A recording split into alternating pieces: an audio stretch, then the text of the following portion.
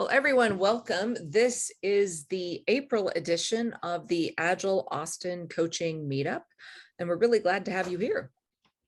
And let's keep going. Our mission here at Agile Austin is to connect people and foster professional growth through collaborative events, just like the one that you're as part of right now, that educate our community on uncovering better ways to deliver value through Agile values, principles, and practices. So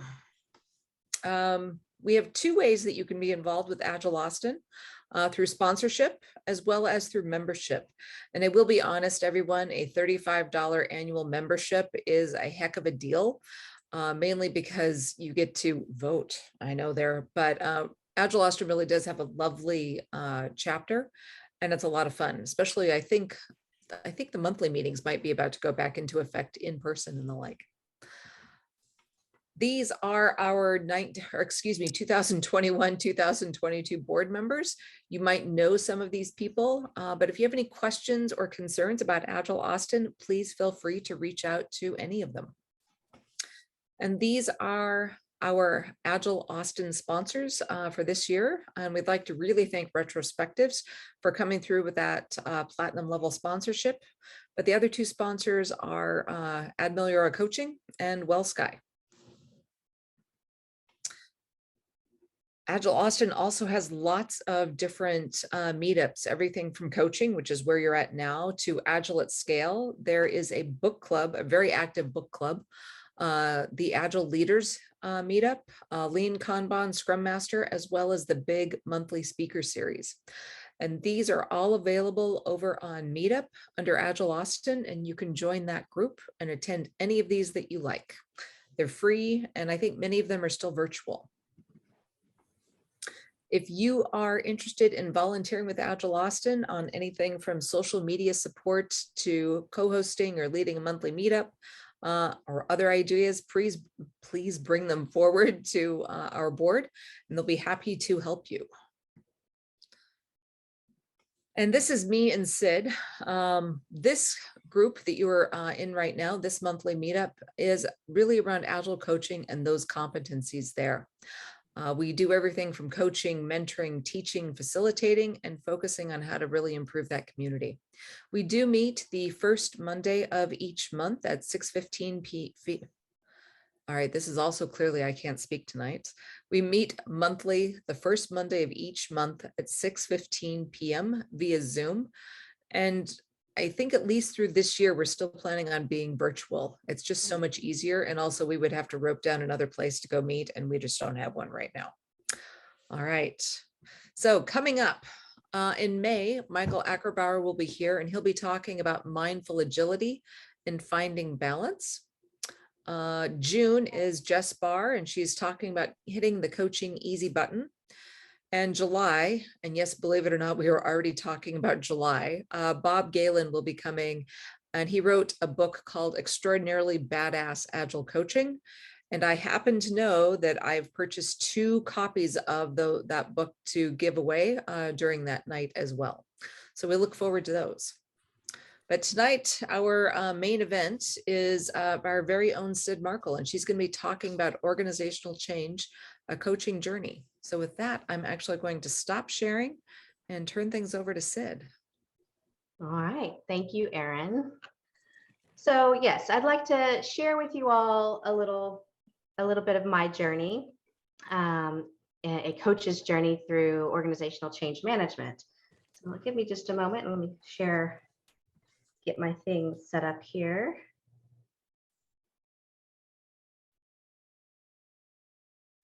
There it goes, I think. Can everybody see my slides? Yes. Good deal. Yes. All right. So who am I? Some of you may know me. We've met before, but if you haven't met me before, I'm Syd Markle, and I'm an Agile coach. And I've been working in the Agile space since about 2012. So for the last 10 years. Right now, I'm an Agile coach at IBM in the CIO. And during my journey as an Agile coach, I have become interested in change across large groups, and I've had the opportunity to develop and run some interesting programs. And I wanted to tell you a little bit about that experience and how I've been able to learn about organizational change management and apply that to change at scale. I hope that today, after our discussion, you'll leave with some more clear ideas about what organizational change management is, and perhaps be inspired with new ideas for how you introduce change at scale. Okay. So how many of you have heard the term, well, we're all coaches, so I'm assuming there's probably quite a few of you have heard the term VUCA. If you have, maybe share that in the chat or even come off mute. And does anybody want to share what VUCA is? Does she live on the second floor? That's hilarious. You got your joke in before the There end we of the go. night. Awesome. I can't see the chat, so I don't know if anybody has shared it, but No, not Okay. yet. Anyone want to VUCA. take a stab? Yeah, please do. And by the way, I'm from IBM, so it's an acronym. It has to be because I'm from IBM, right? Okay, VUCA is volatile, uncertain, complex, and ambiguous. And this describes the world we live in today, right? In business and our lives, things are continually changing and being all of these four things. Does anybody want to share? Do you have any examples of recent change that you've experienced at work? Again, in the chat, or feel free to come off mute. Yes, Brian. Somewhat similar, but we took about a couple of weeks ago, for those of y'all that don't know, I'm a band director trying to transition to the Agile space. We took about 200 kids to Disney World and had a lot of volatile, uncertain, complex, and crazy things happening with that. So I think that really boxes everything in there. VUCA, We had yeah. everything happen from, needing to send kids over the gondola system to get from one park to the other for the buses, to the buses not showing up and us getting stuck in the rain. So. All right, so a lot of logistic changes and things you had to manage there. Great. Any other examples of change anybody has experienced in, say, the last 2 years at work? I put in the chat, said cross-functional teams of executives working with OKRs for the first time. Okay, working with a new discipline. Great. The pandemic, as I'm sure you were alluding to there. Pandemic, having to maybe work from home, shifting to work from home. Mhm. So yes, shifting, these are some of the changes that you might experience. Shifting to the office, to work from home, emerging technology or practices, process improvements, structure shifts. Maybe you've had reorgs, right? So these are some of the different things that happen. And when we're attempting to do this kind of change in a large organization with speed, volume, and complexity, it's kind of easy to either forget, ignore, or lose track of the idea of managing change down to the individual level where it happens, which is why organizational change management is so important. So this is how I define it. I don't know how the official definition is, but organizational change management is how we plan for and manage the impact of change. And ultimately, it's about the way employees experience the change that we often forced upon them, right? It helps us bring their experience into focus as we think about what are their needs, what are their motivations, what will help solve their pain points or keep them going. And so OCM is about addressing all of that. I do want to take a quick moment and digress and say, especially for those of us in the technical area, how is it different than IT change management?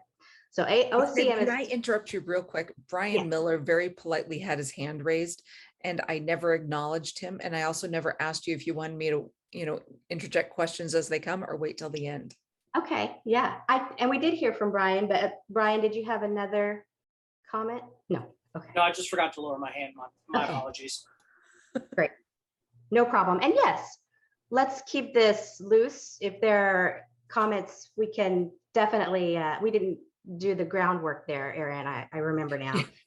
Yes, you're allowed to interrupt me. I might not get to the end, but that's okay because the conversation is more important than the material.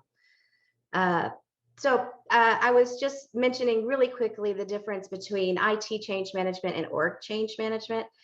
Organizational change management may include some IT change management, but it's really about managing the effects of change on people than it is about managing the change on the IT system. So I just wanted to call that out as a difference. Because sometimes when people talk about change management, they're talking about IT change management, and it's a completely different discipline and structure.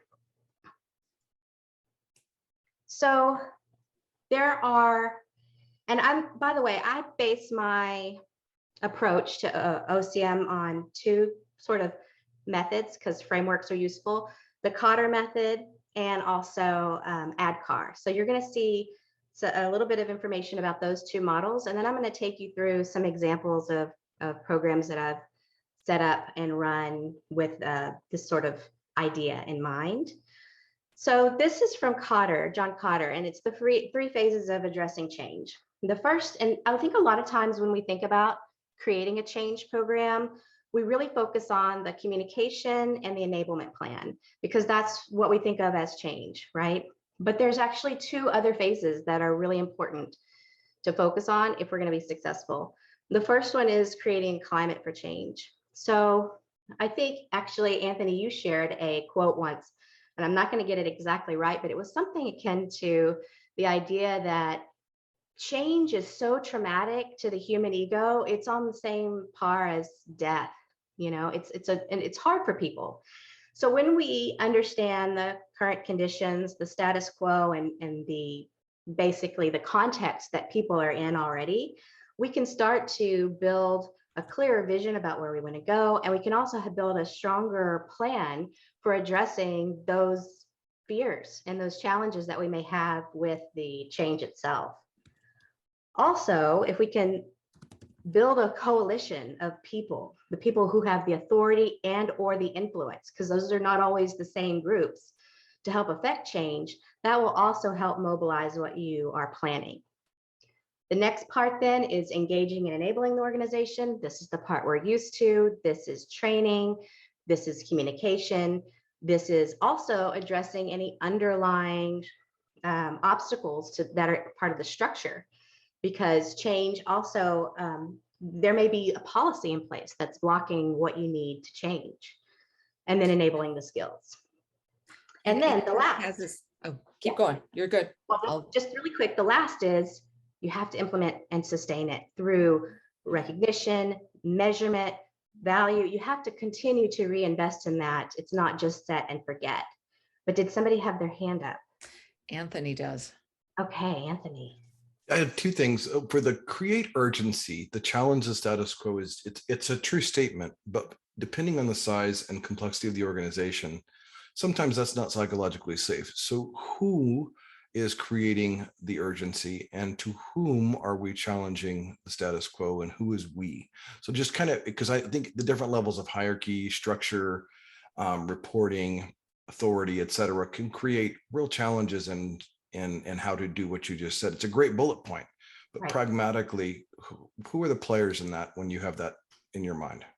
That's my first. I have a second follow-up, but Okay, good. Well, in my mind, what I was thinking about is really with the leadership team that's sponsoring the change, right? You have to get that buy-in and help them start to think about what they want to challenge, because you haven't even gotten to, you know, the embodiment of change for your population yet. You're still in the creating climate. It's making, and it may not be like a direct challenge. It may just be making a very clear business case for why this change is important. It's making sure you have all the data. And I actually have a later slide where I like kind of break down some of the activities you can do in this space. What's your follow-on question? Was for number 3, because I've seen something like this. Well, it's all Cotter's, but I mean, I've seen it said in different ways, but I like the idea of measure and evaluate. Most people would just say measure, but the evaluation really is an interesting call out, because to me, that's the qualitative analysis. That's the feedback loops. That's the surveys. It's the things, the hallway conversations. There's so much that you can use to evaluate. That's not a number, but is just as important. So I just wanted to ask if you had anything you wanted to expound upon, because I thought that was insightful. No, I think what you just added was very valuable. And I think a little bit about the the retrospective radar that you use. So that retrospectives and collecting data from that might be a good engine for that. But you're right on that. It's those feedback loops that you want to think about. You just want to think about it. You want to make sure it's part of your plan. You don't want to go forward and launch, this great enablement and communications change management plan and not have any way to know if it was successful or any way to sustain the change that you're actually trying to implement. So you want to think of it as kind of an engine in a way. So let me the outcomes, not the outputs, right? Right. That's right.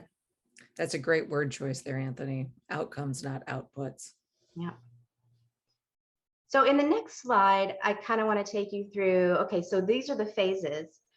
Now I want to kind of take you through ADKAR, which some of you may be familiar with, but this is also a framework, but it's more about thinking about change at the individual level. And as I was going through this, I was thinking, I work with a lot of user experience professionals, and I was thinking, this is the employee experience of change. It's really about understanding where people are, understanding what will motivate them and help them connect to the change you're trying to implement, and help them move through the phases. And I think people probably dip in and out, and not everybody's in the same place all along. But let me walk through this really briefly. I'm not going to read everything on this slide, even though there's probably a lot. It's like tiny text, so I apologize for that. It's another IBM thing. But the first phase is awareness. And in this phase, people are saying things like, I understand why this change is taking place and why it's needed. So if you have effectively addressed this area, people are understanding what it is and why it's important. Okay, and some of the activities might be having a clearly stated vision, a coalition of people to help. You might have, a little bit of a marketing campaign around the problems that the change is solving. Not what do you want people to do, but what is this going to do for people? Which gets you into the next phase, which is desire, is that I want to be a part of this change. And again, this taps into understanding the pain points of the people you're asking to change and tapping into how does this help them get to what they want to get to next. I'm gonna pirate from you again, Anthony, here, but you talk about, it's not just about extracting value. It's not just about extracting change from our population, but helping to enable them to do what they want to do. And this may be hosting events with content that is specifically what's in it for everyone. It's not, here's what we want you to do, and this is who we are. It's more of, we see who you are, and this is for you, and this is what we want to give to you. So that's that next, that's desire, that in the ADKAR. The next one is knowledge, and that's really where you, again, I think most people are used to focusing in, and often we jump right to the knowledge space, and this is training. We're going to train. We're going to equip you with the skills that you need in order to take part in this change. It will maybe be templates or guided information. It will be classes, things like that that people need. The next one is ability. And this is where they're saying, okay, I've done this and my confidence is growing. Not only have they taken the class, maybe they're actually implementing and using it on a regular basis. And then reinforcement, which gets back into that third phase that we were talking about in the previous slide. And the idea here is, okay, the change is now part of my regular routine, and this is how I'm going to do my job differently. And this is where we need that feedback loop. We need that reward and recognition. We need visible ways of, continuing to foster that change, or even think about new employees coming on into the change. How are we onboarding? It doesn't just stop because everybody has learned, because there's going to be new people all the time. Okay. Let me pause and see if there are any questions or comments or things that you would like to add to this section. One thing, Syd, that I would add in the what's in it for me is when I was doing work as a product marketer and we would work on value propositions, messaging, things like that. One of the ways to think about what's in it for me is to think about it as almost 3 different levels. There's the person So what's in it for that person, their job future, their skills, all of those sort of things. There's the organization or the team that they're associated with. So how does this help them in their group, in their tribe? And then the company itself, how does this help the company move forward, advance at the level of that? And those what's in it for me's are very different. Yes. As you move through those 3 different areas. I like that, Noah. Do you mind if I add it to my presentation for the future? Go for it. Awesome. Okay. And I like that you brought up the marketing aspect, because I do feel like I spent some time in marketing. I feel like a lot of what we're talking about here is understanding the people and their pain points and their challenges. And this is a practice that is used a lot in marketing in order to motivate people to take an action. And it's the same discipline and skill. So next, I'd like to share with you all a couple of programs or examples that I've been part of. The first one is Amplify, which was a program that was designed to help enable and grow change agents across marketing. This was when I was working in marketing. And the next one is the OKR program that I've been part of in the CIO, where we launched a new practice in the CIO of using objectives and key results. So what I was going to take you through is actually the structure that I used to lay out the programs and how I approached the change that I was trying to implement there. Just to give you an idea, and I did blur out some information, but I wanted to give you an idea of how I go about thinking about these things. And I have 2 examples. So with Amplify, and by the way, I love to use grids for my planning. I actually learned this from a really brilliant marketer, Courtney Kay, that I worked with at IBM. And since then, I've used it to think about systems of change, because it's helpful to have sort of this master overview of what you're actually attempting to do. And you may need more detailed documents behind the things that you're doing, but having one where you can lay out and see across the different elements and how they will influence or inject into the community throughout time can be really helpful to define the arc of change that you're looking for. Okay, so in this example, it uses month by month, and we defined what the measurement would be, what the outcome would be. Again, I know it's tiny text, so I apologize. But the idea was that across each month, we defined what would be success. And it was an audience success, like what will be happening? What is the behavior change that the audience is experiencing each month of the change? And then below that, we outlined the different components. What do they need to know? What do they need to learn? What kind of coaching can be, introduced at this point? And this is how we mapped it out across 6 months. Okay, so this is one example. And it was interesting also, I just want to say, to use this document as sort of a guidepost throughout the 6 months to go back and say, okay, well, of course, these are the things we have planned. But down along the bottom, what they're struggling with, I would also track what were the current challenges they were experiencing. What are some standout examples that we can use maybe going forward? So it was also a way to kind of keep track of what was happening. Syd, I am stealing this grid idea so fast your head's going to spin. Okay, well, let me know. I'll send you a blank one where we can work through it together. All right, in the next example, I didn't use, the time actually goes down quarter by quarter, and the components are across because there was a lot of complex components to the OKR rollout. So again, you see here, we have the vision, we had the mission, the objective for the first quarter, and then some of the key results I wanted. So of course I used OKRs for the OKR program, right? Because that's, Dog food. Right, dog food, yes. But it's actually very helpful because you check back in on your OKRs. And again, this is one of those feedback loops that you can have to keep your program going.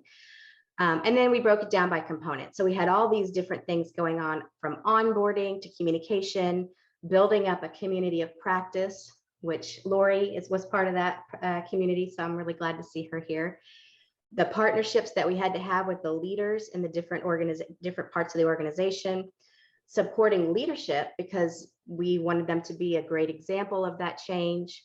And then data and user feedback for the program, admin integrations with the tooling we used, and then also OKRs beyond just our organization and connecting.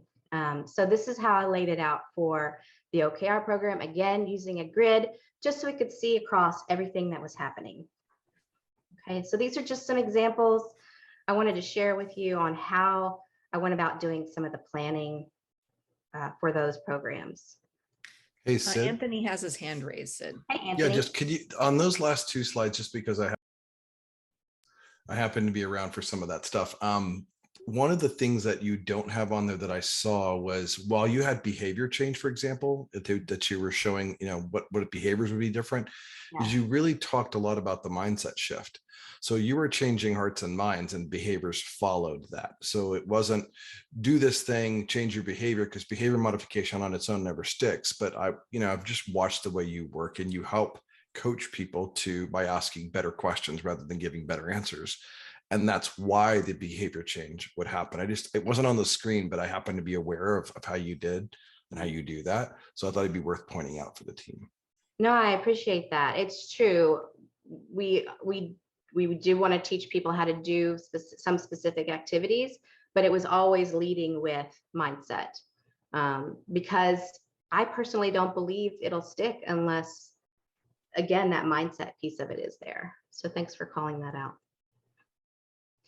This last piece is sort of reinforcing just some ideas, again, for how you might implement communication and change plan, and some of the activities that you might do that I've used in the past, actually, to start thinking about these things. So in the case for change, we were talking about the status quo.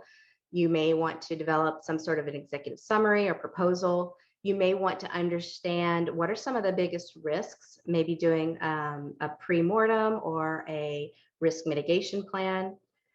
Next is understanding your stakeholders, doing research and analysis on the people, on the processes, the systems and tools that are all impacted by the change, and having a picture of that so that you can, again, you may discover there's some policy that's actually preventing the change from happening, and that's something you're going to want to address structurally, not just with training or mindset or motivation. You might actually need to change the system that people are working in. And then identifying, the people who have the most influence on the change. Who are the stakeholders? Who's your audience map? Understanding these things, all of these things before you ever even send out your first communication is really helpful.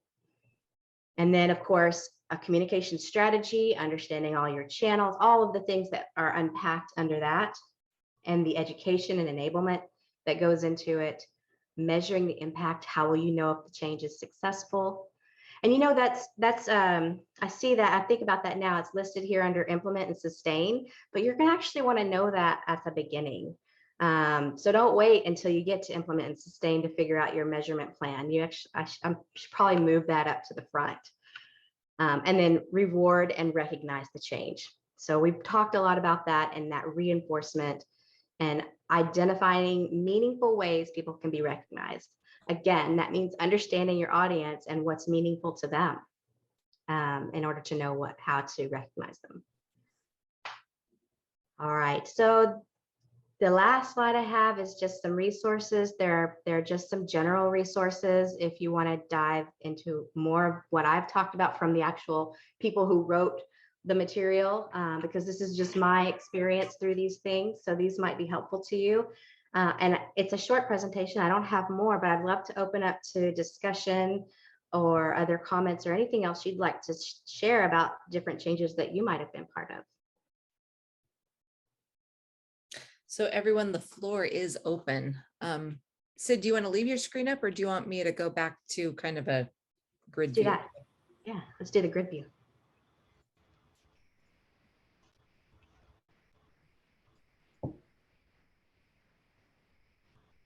Hey, Sid, it's Lee. Well done. Thank you. Oh, Lee, I didn't recognize you with the beard. It's my COVID present to me. Yeah, that's that's how I look these days.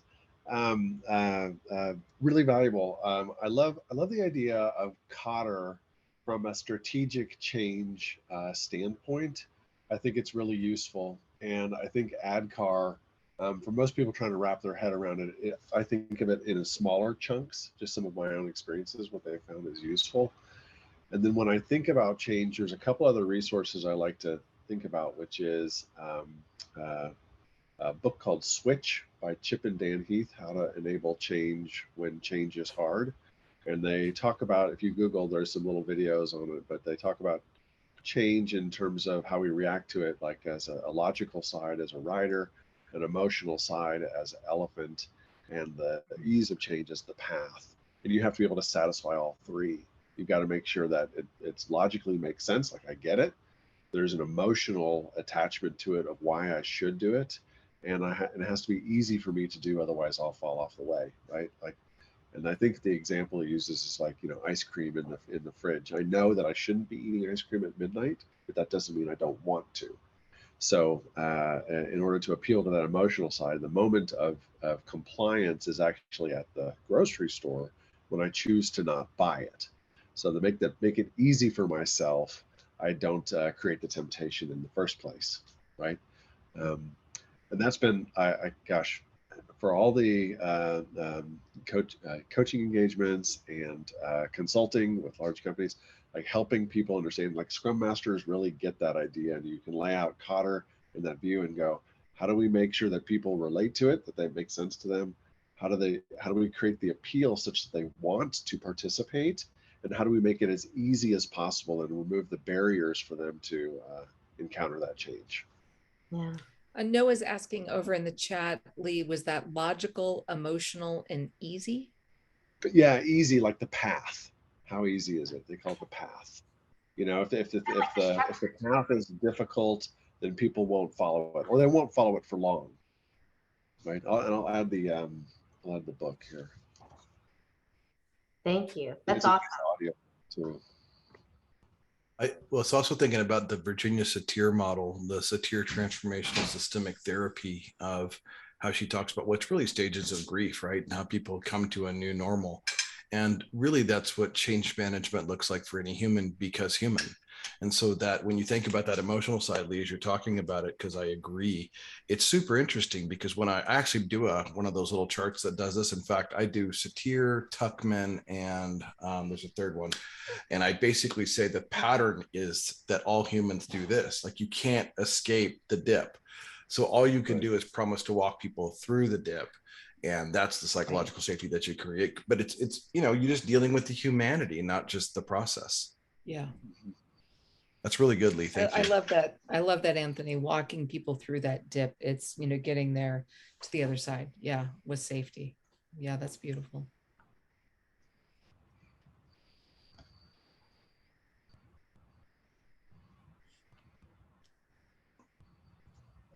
Any other books or models that people would recommend, or? Atomic Habits relates to that just as easily. 100%. Mm-hmm.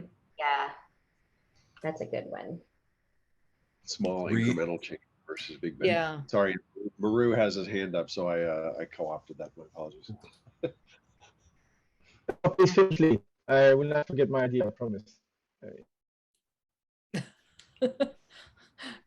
Maro, you broke up just a little bit. So could you repeat what you said, please? I invited him to finish speaking, and I will keep my idea in my mind. I won't forget. You can finish, Lee. I'm good. Yeah, it's just mentioning the Atomic Habits. That's all. Okay. I wanted to jump back on what I don't. Yeah, it was you, Lee, who mentioned that.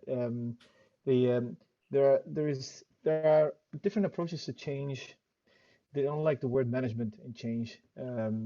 Approaches that are emerging that look at change in a systemic way. So I appreciate the mention of Virginia Satir, who's one of the pillars with the Palo Alto School, and George Pedersen, and the big systemic thinkers that look at change in a systemic way. So they look at it from, and it's a complementary view, and it's actually in theory could be combined with approaches such as ADKAR or PROSI, is that when you look at change from a Gemba perspective, so what's going on in the heads and in the hearts of the people who are dealing with that change in a way that change is not imposed to them because it's some process or method or some framework, and you get all that normal resistance to anybody being imposed, feeling like a framework is imposed to them.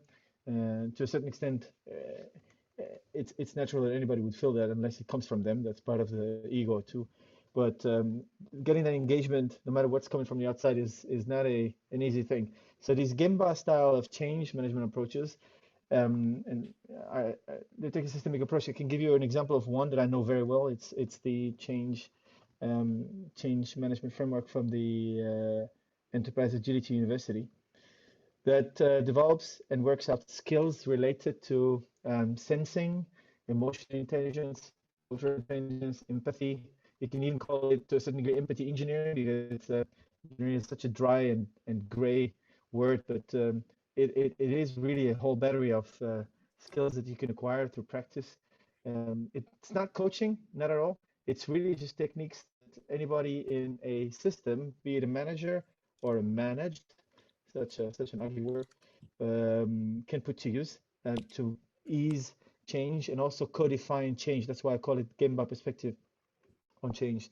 That means it's not going to guarantee you that you're going to be aligned to some predefined roadmap of targets or goals of how the change is going to unfold because of some milestones. That's why it's scary actually for classic thinking managers, but it is much more powerful because it allows the glue and the power of the change to emerge from between the people. To give you a concrete example, I'm going to stop here then. If you're curious, I can tell you a lot more about the Enterprise Agility University stuff. Give you an example. One of the mechanisms that it teaches people is how to deal with, not how to cope, is how to exist in the face of resistance to any demand, any behavioral change that you ask people to. And it will offer you several frameworks, such as Voice is a framework that allows you to define strategies to change behaviors without over intellectualizing these behaviors and saying, hey, these are these models, everything cognitive. Just focusing on micro habits. That's why I appreciate the mention of the habits earlier, and then linking those micro habits that are being practiced, kind of like katas in the team, to particular value adds for the people, not just from the perspective of the company, because the company is going through some change and we're all little costs and big machinery and we all are at the service of the company, but we are getting something for what's in it for me as a human being in a team. Yeah, I'm going to stop here because it's really tough to present all of it in just one example, but I wanted to share this. I thank you. And I'm going to go look at that, see if I can find online the university that you were mentioning, because that sounds I'm going to send you everything. I'm going to send everything to Erin. I'm going to send you all the links now, and then she can forward it to you. fantastic. Erin's email is a giant clearinghouse of many things. Yes. Well, Other things that are coming up for people as they think about organizational change, what they've learned, what they want to learn, which they wish they knew before they tried again. While y'all are thinking, I'll answer that. I think so. A mistake that I made, I think, with the OKR program, as an example. We jumped very early into knowledge, and we didn't do a lot of that upfront awareness and desire work. And now I think that's actually slowed us down as we've gone through a slope, and we have the chance to go back and reinforce that. But I think it's our natural inclination to want to jump right to training people how to do a thing before really understanding their hearts. And so I will say that's something that I wish I'd been more aware of earlier in the process. So. And Syd, to that point, having seen and worked with you on Amplify, but then seen with OKRs, one thing I think important to stress, and maybe you could talk about, is when leadership is on board and when leadership is not on board, and how big a swing, Huge, like massive, in getting something accomplished or not. It's true. I mean, obviously, if you have the buy-in and sponsorship of your executive team, that's like a massive boost. But we don't always have that, and sometimes the change still needs to happen for the good of all, and that's okay too. And maybe that's when we start to go into more of, I don't know if it's like more of guerrilla change management, or finding ways to motivate people because it's actually a useful thing to them, and you can get more into the heart of what's in it for them at that point, rather than it being an executive mandate. But it is definitely harder without that path. It's not, speaking of paths from Lee, it can be very, very difficult without that. Others have that experience? Is it just me, or have you experienced? Oh, no, I highly doubt you're alone on that, Syd. I highly doubt you're alone on that. Yeah.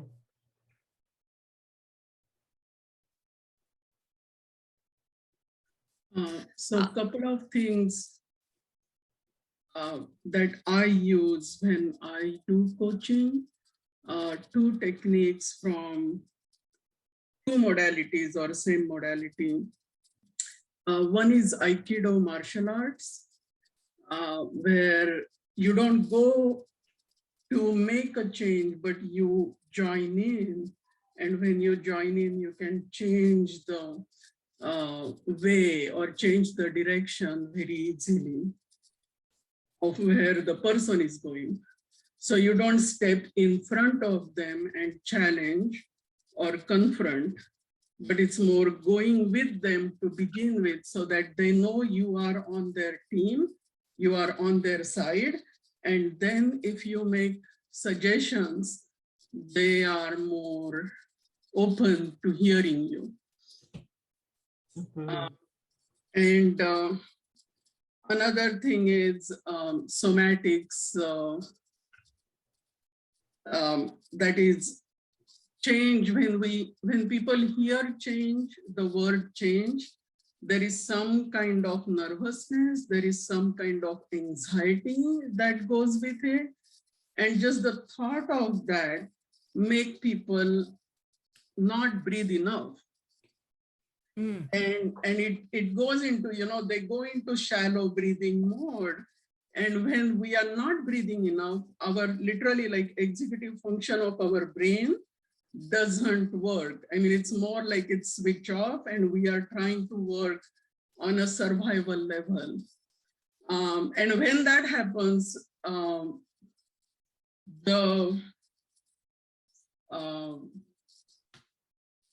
not just efficiency of the work, but even the quality of the work suffers when everyone is trying to survive. And one of the things that I train my coaches to do is notice their breathing. And it's not easy in the beginning to notice that, oh my gosh, you are not breathing enough. And then stopping at that moment and saying, I can breathe because I'm not going to die the next moment if I breathe. And taking that space and reclaiming your space to breathe and have that space that, okay, now I'm breathing and it's not the end of the road, or I'm not going to go over the cliff. Then there is a room to talk about, and when one person takes that space, it gives space for others to take and say, we can take a break and just breathe and then come back and talk about it. So those are the two things that I work with, is training my clients to notice their breathing. And then many times they come out of their meeting and say, I don't remember breathing. And if I don't remember breathing, that means I didn't breathe. So next time, many times they just have a goal that I'm going to go and breathe. And when they take that space before they enter in the meeting, it makes a huge difference, because they know they are going to breathe, and that means their brain is going to function. So, and that creates whole different environment for solutions and creativity.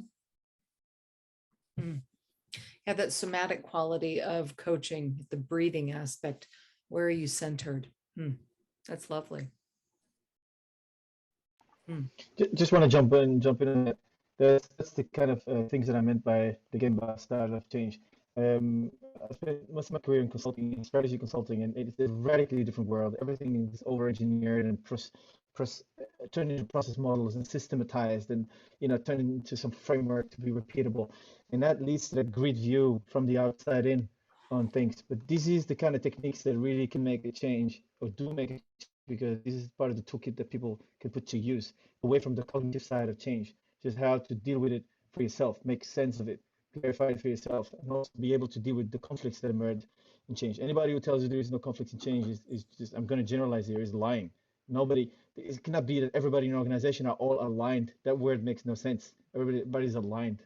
It literally makes no sense. What are you, just all clones? No, cannot be. So therefore, there has to be friction. Otherwise, you're not in a live organization.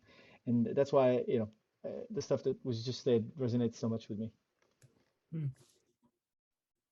I love this because it actually is starting to kind of, Aaron, get into our topic for next month, I think, which is mindfulness, agility. I feel like we're kind of Right. It's like a nice lead in. Yeah. Yeah. Also, but don't let me forget to talk about, we've got that bonus session on clean feedback later this month. So remind me before we close tonight to talk about that too. I've got 2 things to talk about. Yes. Yeah. But I like the idea of the keto Yeah. going where the energy goes. Yeah. In fact, I did this really wonderful exercise last month, and it was really around saying yes, saying no, and saying not now. But it was at an individual level. But honestly, as I was doing that exercise, I was already imagining it in my head at an organizational level. How would you transfer something like that to help a system see what was happening inside of it? It would be a little bit chaotic, but I think it would be really interesting to try. You can add another session idea for this, Aaron. Clean feed forward. That's actually literally what I think Sarah and Rachel will be talking about in a couple of weeks, but we'll talk about that in a little bit. Let's stay here on this organizational side. Y'all might have noticed that we're having a lot of organizational coaching topics come up here in this meetup group. And I think that's largely by design, because I think that's where we have a lot of attention and a lot of need. Where do people have curiosity in this area?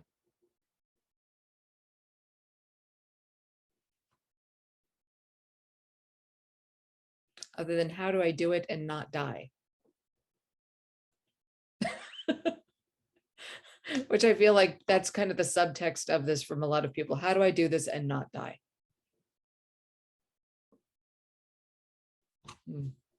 Breathe and keep breathing. And keep breathing. Yes. And that keep breathing is important because, just breathing It once. may be an autonomic process, but if you don't remember breathing, did you? Yeah. So, very curious about actually that's one of the core foundations of the AIU, the Enterprise Agility University, is the concept of organizational health. So in what way can change be induced and nurtured kind of alchemistry way so that it's sustainable? Because that is the most difficult thing. In systemics, there is a concept of homeostasis of a system.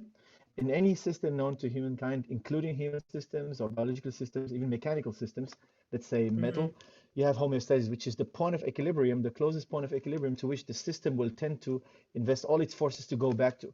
You can destroy, move a system, it will go back to the equilibrium position, like and water. how do you? Yeah, how do you nurture it in such a way that it's sustainable? When you introduce change, usually it's a long-term change beyond 6 to 36 months. How do you do it in such a way that it's sustainable? And that is the wow, that is the most difficult thing. Yeah. So Mauro, I would yes and what you're saying, and it's almost beyond sustainable. I don't know what the word is, but it's like bulletproof, like in a way that like King Arthur's sword is in the stone and it just can't, like it becomes embedded as a part of the culture in a way Yeah, that it's a new way of being.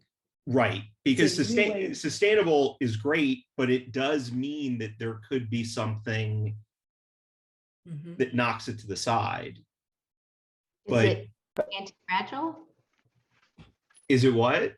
Anti-fragile, the concept that it's sort of like resilient, but it's even more so in that when it meets resistance, it actually gets stronger. It's anti-fragile.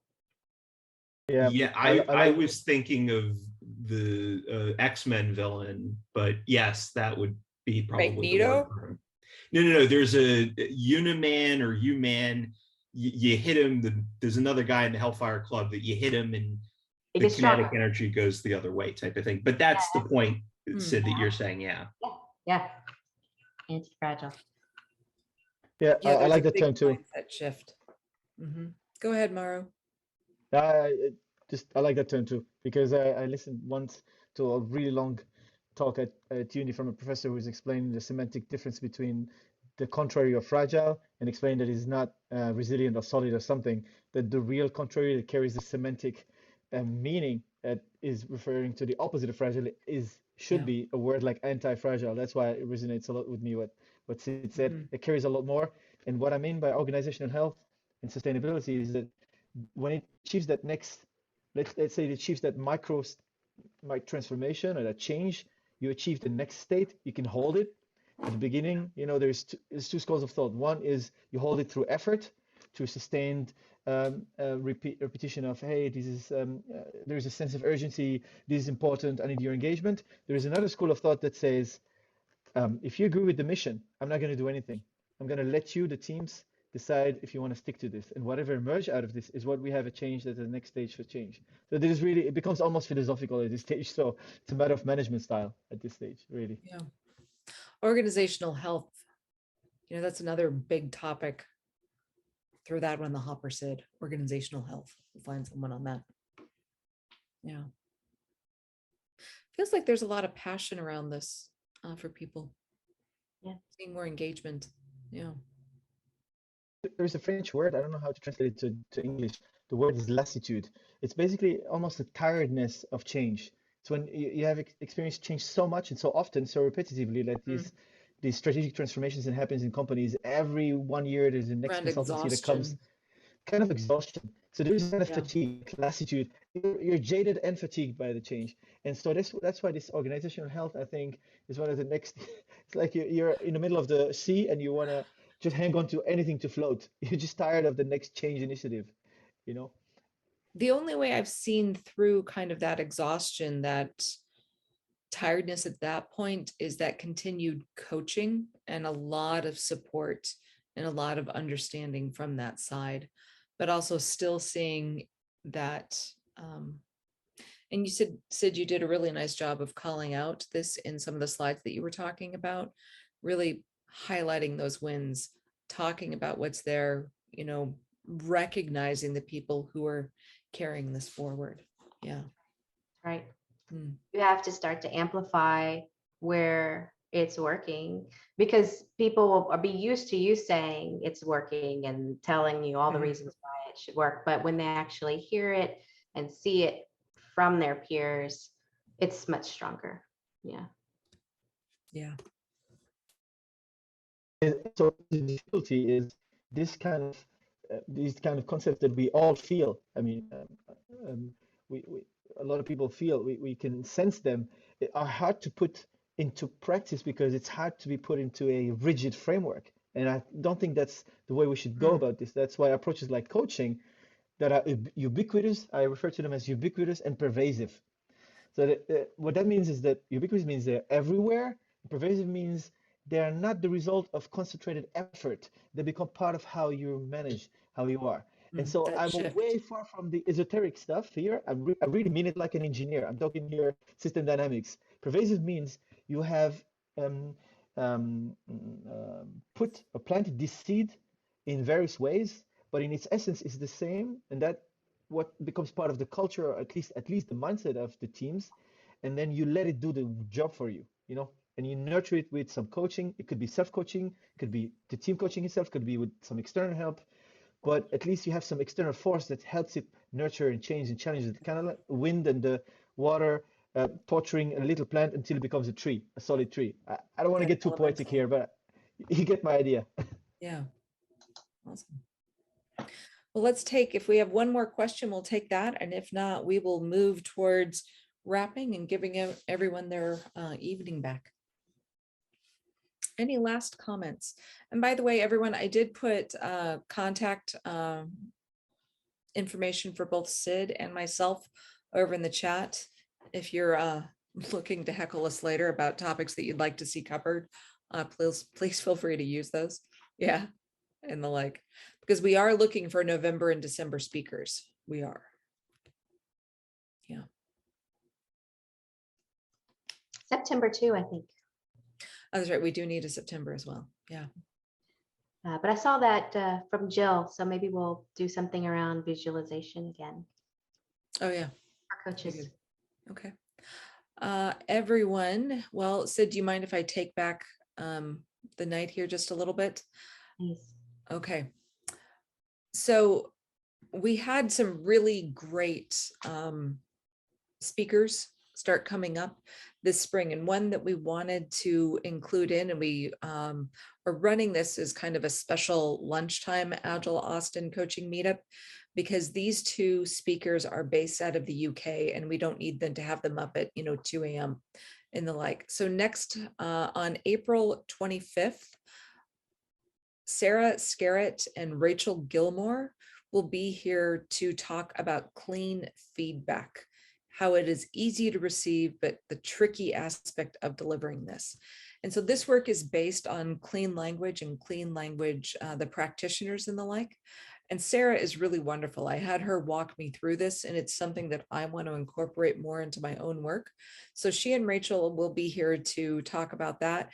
And they tend to also have really interactive sessions there. So I highly recommend jumping on. That's over on LinkedIn, or excuse me, over on Meetup, and you can sign up there. And I see that many people already have, but we want to give them a shout out here too. And the second thing that I wanted to bring up is in February, Gabby Aragon was here when it was the speaker and was talking about organizational change beyond agility. So earlier this week, I sat down with the person who kind of did the data and the data and the analytics side of this work, seeing the people impact. And I have a conversation, and I recorded that and I posted up to the Agile Austin Agile Austin YouTube channel. And that's now public and available there. So it's about a 90-minute conversation, but it's to help get started, because I know that it's oftentimes difficult for some people to measure the impact of the work. And this is, how Roche Pharmaceuticals is doing that work within their own organization. So that's kind of a primer there. All right. So two big things over, one's coming up and one just got posted. But with that, everyone, Syd, thank you. This was really beautiful and really clear cut and easy. And I so want that blank chart. Once you saw, I was looking at that, I'm like, I need that. So there. Yeah. Any questions? Please feel free to reach out to Syd. She's remarkably open and generous and thoughtful. So number one, thank you, Syd, for doing this. And everyone, we hope to see you next month. Also with Michael Ackerbauer, who's going to be talking about, finding balance and mindful agility as well. So we do meet every month, except some months we meet twice when we have, good ideas come in. Okay. All right, y'all, I'll let you go. Thanks, everyone.